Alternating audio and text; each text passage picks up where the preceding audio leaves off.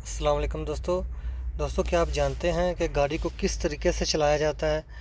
ठीक है, गाड़ी खड़े करने से पहले ब्रेक दबाई जाती है।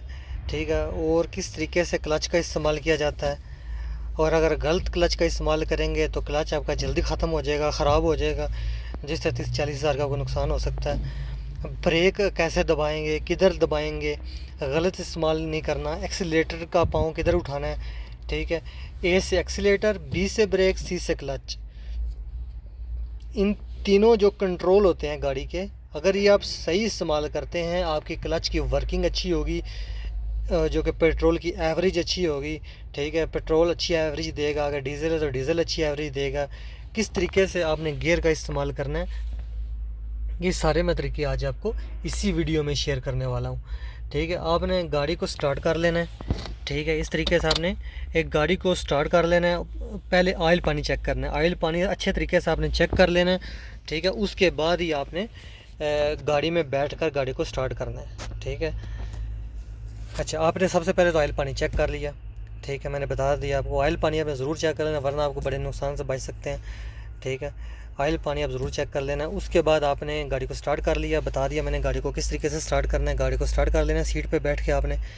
ठीक है, उसके बाद आपने, ठीक है, गियर को न्यूट्रल करके स्टार्ट कर लिया। सही है, ये तो सारा हो गया प्रोसेस कंप्लीट।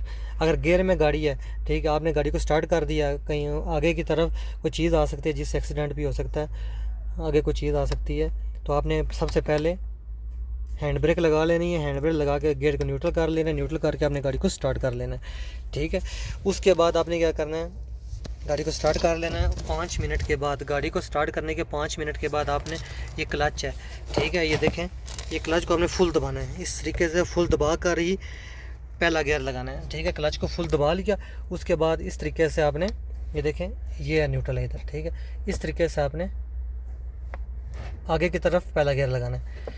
किस तरफ करना है, इस तरफ करना है। ये पहला गियर लग गया। ठीक है, मैंने क्लच दबा कर रखा हुआ। ठीक है दोस्तों, अभी जैसे हम क्लच छोड़ेंगे, आराम आराम से गाड़ी आगे की तरफ बढ़ेगी। और उसके बाद आपने एक्सीलेटर पे भी हल्का सा पाँव रखना है। जैसे आपने क्लच को दबाया, एक्सीलेटर से पाँव उठा लेना है। जैसे आपने क्लच से पाँव उठाया, देखिए क्लच से पाँव उठा रहा हूँ, ऐसे ऐसे ही आपने एक्सीलेटर को भी दबाना है। जैसे जैसे आपने क्लच को उठाना है पाँव, ऐसे ऐसे आपने एक्सीलेटर को दबाना है। ठीक है, क्योंकि जो कि प्रोसेस है गाड़ी की, मतलब कि साउंड का, वो बरकरार रखें आपने। ठीक है, वरना आपने एक्सीलेटर से पाँव उठा लिया, तो क्लच से पाँव उठा लिया तो गाड़ी बंद हो जाएगी। ठीक है, आपने जैसे ही एक्सीलेटर, जो कि क्लच है, या देखें क्लच, ठीक है, ये देखें पहला गियर लगाया, उसके बाद आपने क्लच को जैसे ही आपने छोड़ना है, वैसे ही आपने एक्सीलेटर को भी दबाना है। ठीक है, एक्सीलेटर नहीं दबाएंगे तो गाड़ी बंद हो जाएगी। अच्छा, थोड़ी सी गाड़ी चल लेगी, आपने फिर क्या करना है, फिर उसके बाद छोड़ देना है। ठीक है, थोड़ी सी गाड़ी चल ले, उसके बाद आपको पता चल जाएगा कि गाड़ी गियर मांग रही है। जैसे एक्सीलेटर पे पाँव रखेंगे, गियर छोटा है ना। अच्छा, फिर उसके बाद क्लच को फुल दबाना है, थोड़ी सी गाड़ी चल दे, फिर ऐसे तरीके से आपने दूसरा गियर लगा देना। क्या करना है, एक्सीलेटर को थोड़ा सा और बढ़ा देना है, पहले की निस्बत एक्सीलेटर को थोड़ा सा और बढ़ा देना है।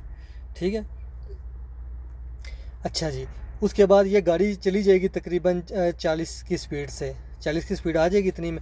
फिर आपने क्या करना है, क्लच फुल दबा कर इसी तरीके से, ये दूसरा गियर लगा हुआ, इसी तरीके से फिर आपने इधर न्यूट्रल करके इधर तीसरा गियर लगा देना। ठीक है, तीसरा गियर लग जाएगा। उसी तरीके से आपने एक्सीलेटर को थोड़ा सा, वो पहले की निस्बत थोड़ा सा और बढ़ा देना है।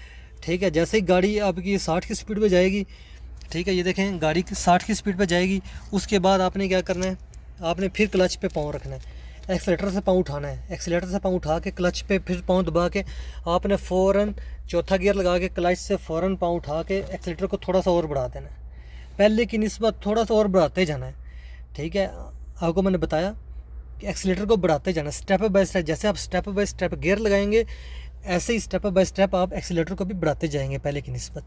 अच्छा, ठीक है, अभी चौथा गियर लगा, इसी तरीके से आपने तीसरा, चौथा, इसी तरीके से आपने पाँचवा भी गियर लगाना है। क्लच को फुल दबाना है, उसके बाद क्लच को छोड़ना है। ठीक है, गियर लग गया आपका, एक्सीलेटर को पहले से और बढ़ा दिया आपने। ठीक है, अभी जिधर आपने गाड़ी को रखना है उधर आप रख सकते हैं। 60 की स्पीड पे जाना है, आप एक्सीलेटर को थोड़ा सा कम कर दें, 60 की स्पीड पे चली जाएगी। ठीक है, अगर एक्सीलेटर को 100 की स्पीड, 80 की स्पीड पे जाना है या 100 की स्पीड पे जाना है, ठीक है, आपने, और उसी तरीके से आपने, मतलब कि जो कि एक्सीलेटर है वो बढ़ा देनी है। ठीक है। अगर एक्सीलेटर कम करेंगे गाड़ी 60 की स्पीड पे आ जाएगी, 40 की स्पीड पे आ जाएगी, ठीक है। वो फिर गियर बड़े होंगे। आपने फिर क्या करना है, ब्रेक को दबाना है, उसके बाद आपने क्लच को दबाकर इसी तरीके से जिस तरीके प्रोसेस से आपने गियर लगाए उसी प्रोसेस से आपने गियर को निकालना भी है, ठीक है। पांचवें से चौथा क्लच को फुल दबाकर पहले ब्रेक दबाई, गाड़ी को कंट्रोल में लेकर आया, उसके बाद मैंने चौथा गियर लगाया। इसी तरीके से आपने अगर गाड़ी को स्लो करना है फिर आपने तीसरा गियर लगा लेना है। इस स्टेप से ही क्लच को फुल दबाना है, उसी के बाद आपने तीसरा गियर लगा लेना है, ठीक है।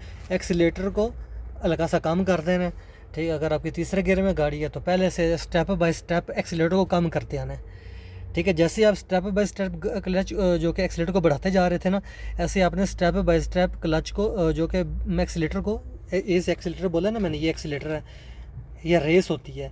जैसी गाड़ी को रेस देंगे गाड़ी ऊपर जाएगी, रेस कम करेंगे गाड़ी स्लो में आ जाएगी, ठीक है। आपने इसी तरीके से गियर भी छोटे करते जाना है। जैसे ही आप फुल क्लच दबाकर आपको गाड़ी बिल्कुल स्लो चाहिए, आप दूसरे गियर में गाड़ी को ले आएँ, उसके बाद एक्सीलेटर हल्की से एक्सीलेटर देकर तो आप गाड़ी को ड्राइव करें, ठीक। क्लच से पाँव उठा लेना, हल्की हल्की गाड़ी चलती रहेगी, ठीक है। यही प्रोसेस होता है गाड़ी को ड्राइव करने का। स्टीयरिंग को आप ऑलरेडी पहले ही संभाल चुके हैं, आपको पता ही है स्टीयरिंग को किस तरीके से संभालना है। यकीनन आपको मेरी बात की समझ आ गई होगी, ठीक है। अगर आपको मेरी बात की समझ आती है अपने फ्रेंड्स के साथ भी शेयर किया करें। और भी इलेक्ट्रिकल फॉल्ट, मैकेनिकल फॉल्ट इस चैनल पर शेयर किए जाते हैं, अगर कोई भी मसला गाड़ी में आ जाता है तो। Thanks for watching.